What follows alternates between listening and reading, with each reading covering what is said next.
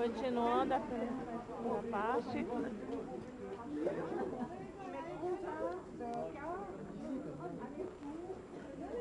Essa aqui é uma lojinha que eu gosto também muito. Tem muita coisa legal aqui.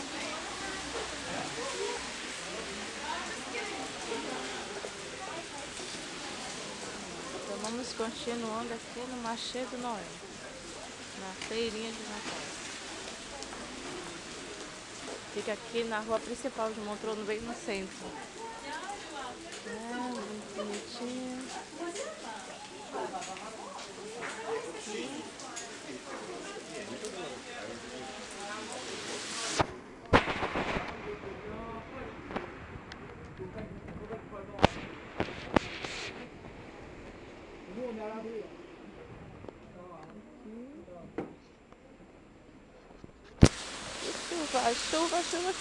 Chuva, corre. Aqui,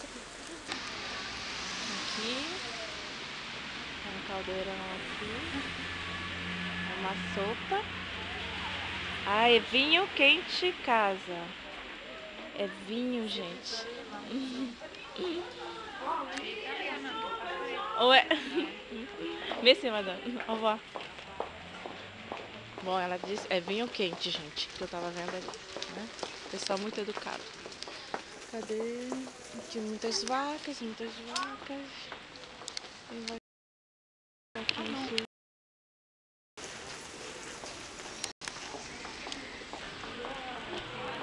Lojas e mais lojas. Muita coisa bonita, né? Que é Montreux. Essa aqui é muito interessante. Todo mundo gosta disso daqui. As brasileiradas tudo gostam. As famosas bonequinhas russas. Muito legal isso aqui.